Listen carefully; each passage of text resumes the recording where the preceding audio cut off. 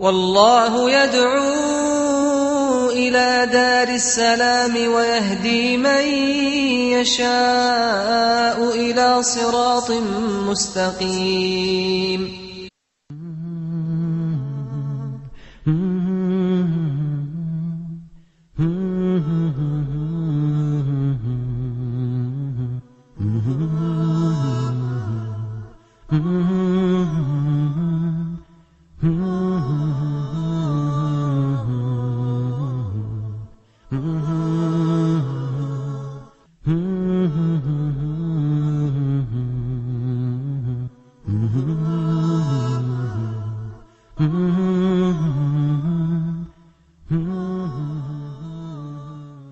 بسم الله الرحمن الرحيم. الحمد لله والصلاة والسلام على عبده ورسوله ومصطفاه نبينا محمد وعلى آله وصحبه ومن اهتدى بهداه.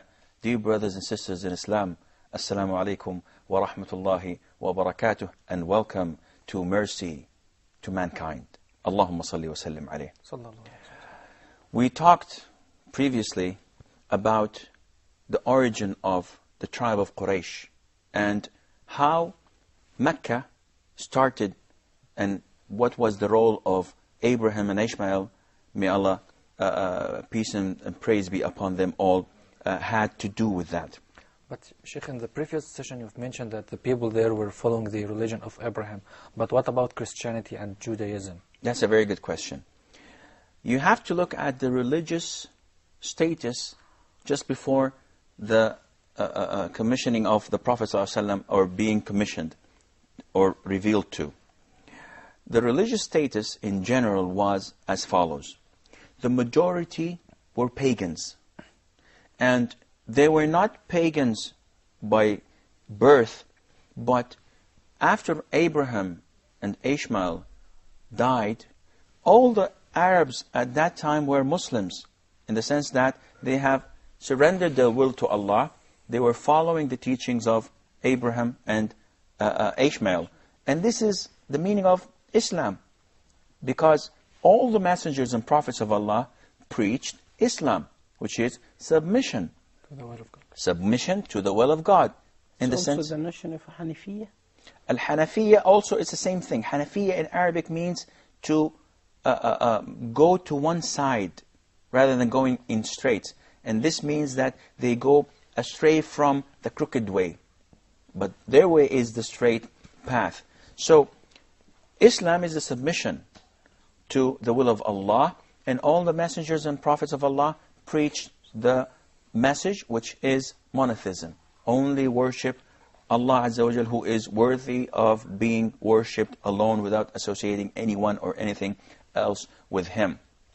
So they followed this monotheism, the teachings and the message of Abraham and Ishmael, for a long, long period of time, because they did not go anywhere. This is where they were born, and this is where they got their religion, and this is where they were practicing it. Until one man left to travel abroad their boundaries. His name is Amr ibn al-Hayy al-Khuza'i. He went to the Sham, which is the northern area of the peninsula, where you find Palestine, Syria, Lebanon, and Jordan.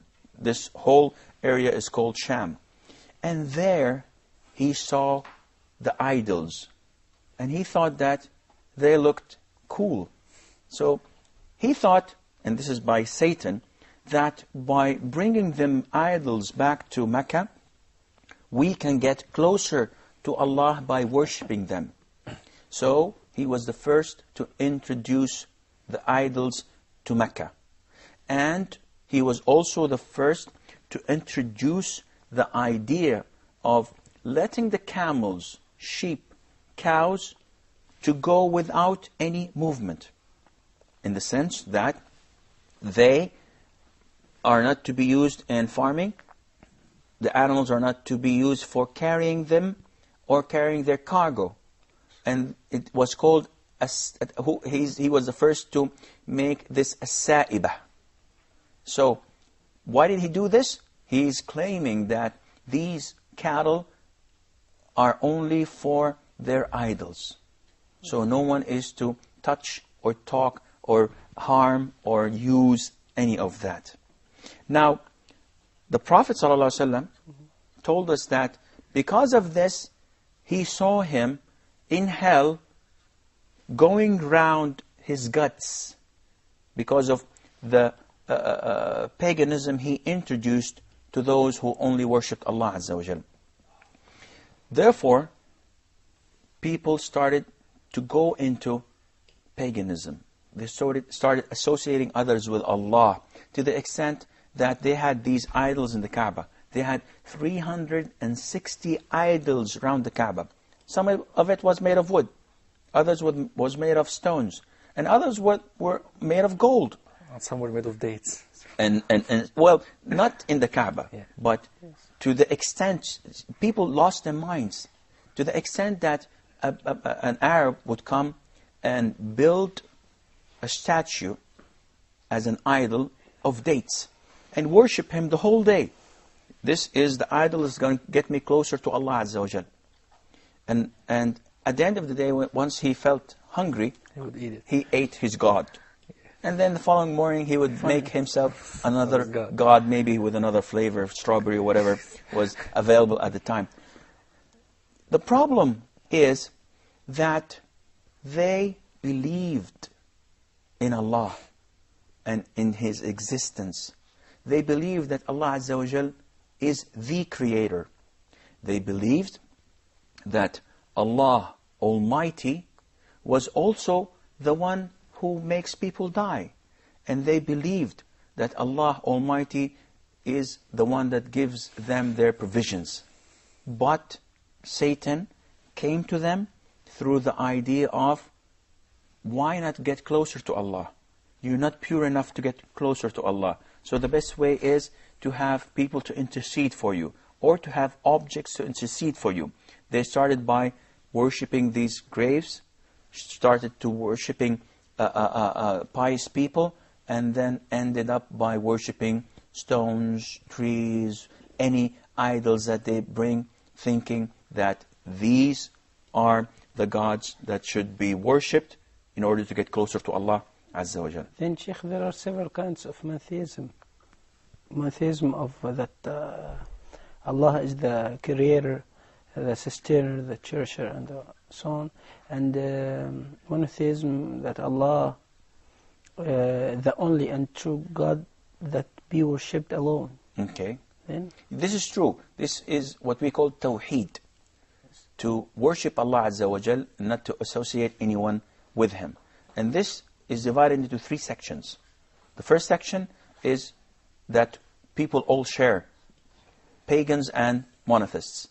That is, that it is Allah, the Almighty, that has created the whole universe. It is Allah that gives life and takes it. It is Allah Azza wa Jal that gives the provisions to all mankind. This is the first monotheism. It's called Tawheedu Ar-Rububiyyah. And then the other form of monotheism is what we call Tawheed Al-Uluhiyyah, which means that all deeds, all actions, all forms of worship that we do must be directed only to Allah Azza wa Jal. So if I do not do this, this is shirk. If I pray to other than Allah Azza wa Jal, then my form of worship is going to other than Allah. This is shirk. This is associating others with Allah. it's not enough to believe in the first one. Of course, it is not. Yes, And as pagans of do. course, and this is why the pagans refused the message of the Prophet ﷺ, and we will come to this inshallah in due course. Now, going back to the religions there, we had the pagans, but we also had the Christians and the Jews. Yeah. But in Mecca, there were no Jews at all. And believe me, there was no Hitler at all. So he did not have to do anything with that. But there were no Jews in Mecca.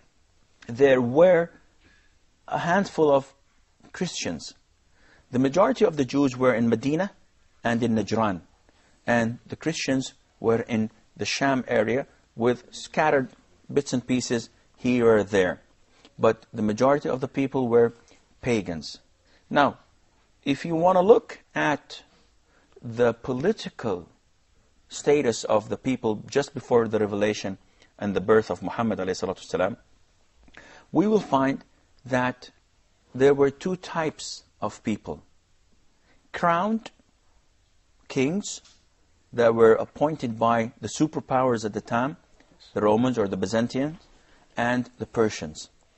And there were tribes, different number of tribes that had no king, no crowned king, but they had leaders.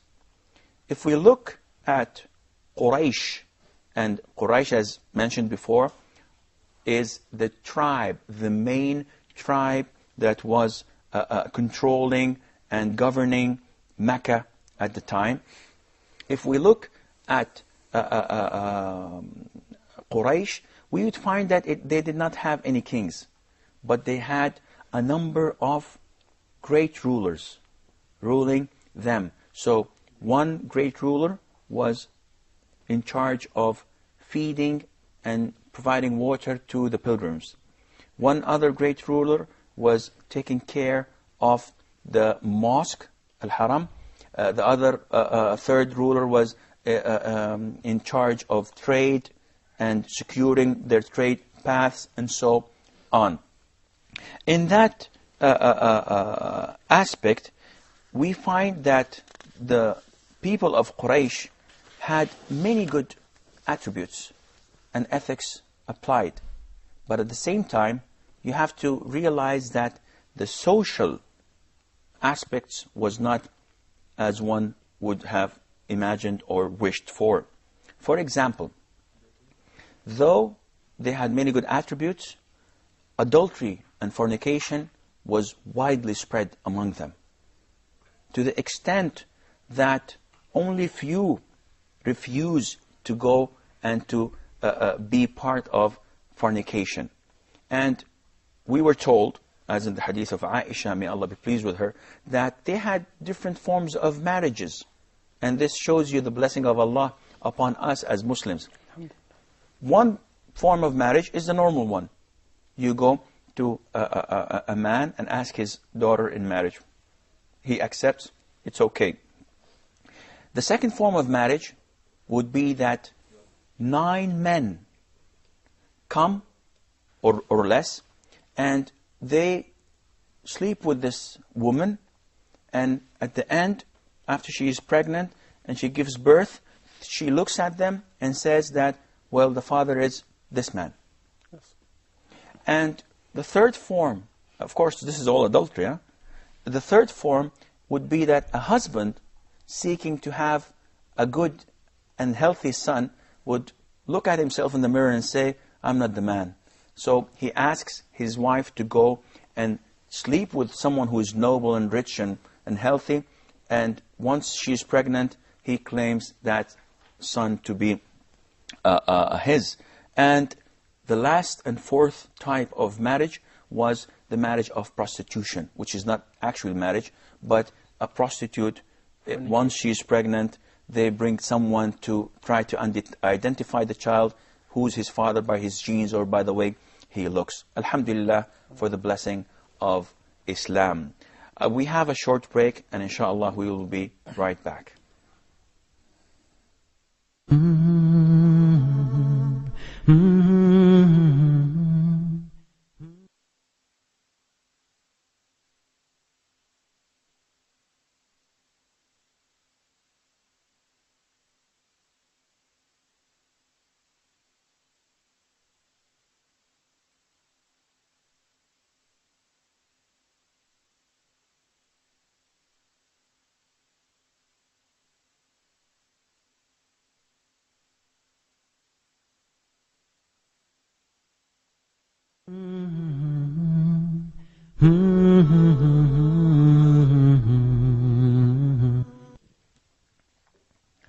Bismillah ar-Rahman ar-Rahim. Assalamu alaikum and welcome back. We talked about the forms of marriages before the break. And of course, the result of marriage would be having children. Yeah, yes. So it's also appropriate to know what was the relationship between the Arabs with their children before the birth and revelation of the Prophet sallallahu alaihi wasallam. They were split into two. Some of them would love their children to the extent that they would give their lives in return. And unfortunately, the other part, they would bury their children alive, whether because of poverty or because of the fear of shame. And this would be mentioned in the Quran in a number of verses where it tells us that the Arab would, once having a child that is a female, that would wait until she is 6 or 7 years old and then take her to the desert, dig a ditch, throw her in it, and then bury her alive. And by far, this is one of the most major and greatest sin. How could a man be a man? How can a human be a human doing this? There are some reports that Umar ibn al-Khattab did something like this, and that he laughed and cried. And one of the things that made him cry, as the story says, that he once buried one of his daughters, and while he was trying to put the sand over her, she used to clean his beard from the sand. So whenever he remembered this, he cried. But this is not an authentic story, and we do not accept that Umar ibn al-Khattab, may Allah be pleased with him, did anything like this. And the proof behind that is that his daughter, Hafsa bint Umar, was the wife of the Prophet ﷺ, which meant that she lived to marry, which means again that he did not do anything of that sort. Before we move on, I have a question. Okay. Here we're supposed to be talking about the biography of the Prophet ﷺ. And I think when you study the biography, it starts with the birth of that person. Okay. But here we're talking about the conditions of the Arabian Peninsula before the coming or the birth of Prophet ﷺ. What this has to do with that? The answer is very simple. You have to study the time and the location before the birth of the Prophet ﷺ, just to understand the situation, why he was revealed to them, why he was sent to them. Without understanding the circumstances surrounding his birth, without knowing the goods and bads of that situation, you would not be able to evaluate the importance of him being sent there. Because all the Arabs, all the sane Arabs at that time, thought that there has to be a light at the end of the tunnel. Life was so miserable, was so difficult to the community as a whole, that this chaos, this lack of order was unbearable. For example, it was not just the fornication and the way they treated their family, it was also the way they treated their tribes and next of kin. They felt very strong towards their tribes and next of kin. They had a very strong relationship to the extent that wars were initiated for the silliest of reasons. For example, a man slapped another man on the face.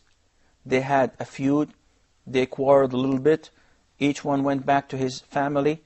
His family came the following morning and they started fighting with the other family. They went back to their tribes and the tribes initiated a full-scale war. Simply because of a very silly problem.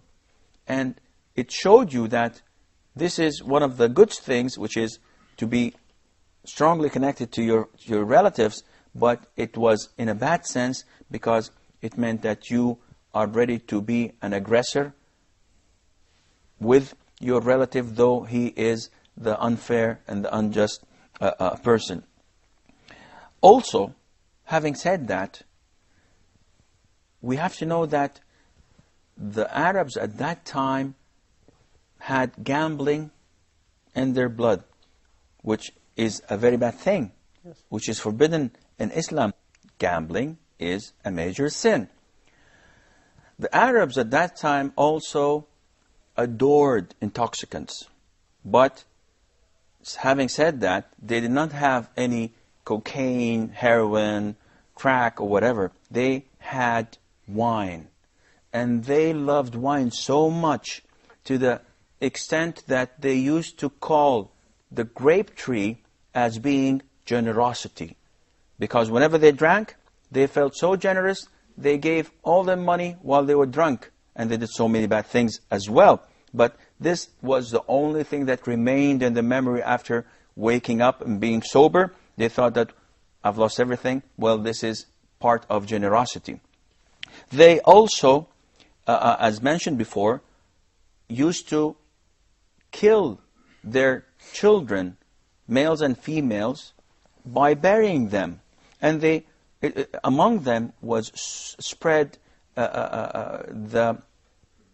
getting women out of their clothing, nudity, and so on. And to our astonishment, we know during the pilgrimage season, only the people of Quraysh had the right to perform pilgrimage and tawaf, going around the Kaaba, wearing their clothes.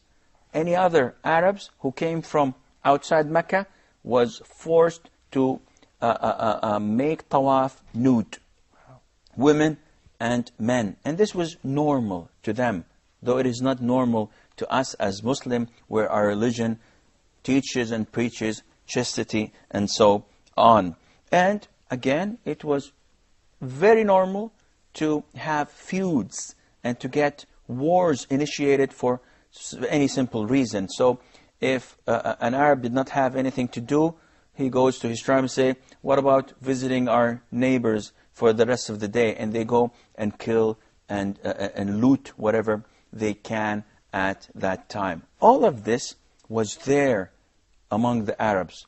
But this was not it. They had some good things in them, in the sense that not all the Arabs shared all of this being evil without any good ethics and morals. On the contrary, the Arabs were known, and still are, they're known to be very generous. The Arabs are known to be fulfilling their promises. So whatever promises they give and make, they usually keep them. The Arabs at that time were known to be courageous. And one would give away his life for any simple reason, just to prove that he is not yellow and he's not a coward. Also, the Arabs were known to be jealous, in the sense that if they're married, if they have girls, daughters, they are so jealous on them that they are willing to kill people if they simply say a bad word about their family. And they also had pride in them. And again, this is in the Arab standards before Islam, which meant that they would never beg. They would rather kill than beg. And this is pride, but it is un-Islamic, because killing is a major sin. So you might as well beg, which is far lesser sin than to kill. But the Arabs at that time, the Bedouins, the nomads, those who were the offsprings of Abraham and Ishmael, who lived in Mecca, had this pride in them to the extent that they would never ever allow anyone to control them. And that is why they were difficult to control. Now, going back to Muhammad's question, why are we talking about the environment that preceded the birth of the Prophet ﷺ? Just to tell you how things were. And there were Arabs that thought that there has to be a light at the end of the tunnel. Because with all these problems, with all these bad things happening in the society, the strong eats the weak, the rich deprives the poor from his rights. You had a very big gap in the society. You had people eating in plates made of silver and gold, while others could not find something to fill their starving stomachs with. So there were Arabs that were looking for a light at the end of the tunnel. Some of them was Zayd ibn Amr ibn Nufayl, who used to worship Allah Azza wa Jal, and who used to buy these girls that their fathers wanted to bury them alive. He used to go to them before they kill their children and say, I'll buy them off for you. I'll give you money and take them and raise them on my own.